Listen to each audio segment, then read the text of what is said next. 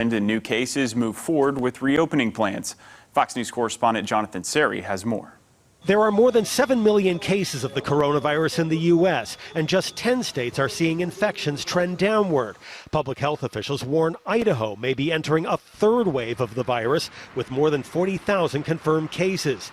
Infections are also rising in New York State, where New York City's daily positive test rate topped 3% for the first time in months. If necessary, we will have to prohibit gatherings, except for very small gatherings. If necessary, we will have to close non-essential businesses. No one wants that to happen if it can be avoided. It is a situation at this point that's very serious, and we have to have all options on the table. The surge is not stopping other parts of the country from moving forward with reopening plans. In Chicago, indoor capacity for restaurants will be raised to 40% starting Thursday.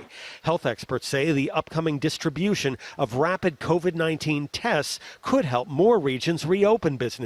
We're moving into the era of rapid testing, rapid results, extremely accurate, very, very cheap, and hundreds of millions of doses. Meanwhile, the NFL is dealing with its first potential COVID-19 outbreak. The league is reporting several players and personnel from the Tennessee Titans have tested positive.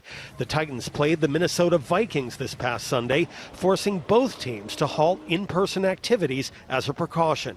Any player testing positive must be cleared by his team's physician and then undergo cardiac testing upon recovery. In Atlanta, Jonathan SERRIE, Fox News.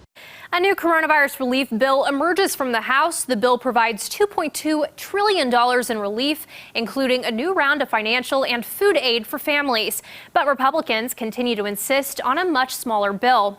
Now, faith leaders from across the country are calling for action, saying the millions of Americans who need help cannot wait until after the election in November. While there is some bipartisan support, Republicans still won't budge on several issues, namely what they call bailouts for Democratic-run cities. Eugene Cho, the president of Bread for the World, says it's time to stop playing games and save lives. We have to call our leaders, the White House, our Congress, to not be naive and ignorant or to simply play political games. The new bill has revived negotiations between Congress and the White House, but there is still a wide gap and very little time left before Election Day.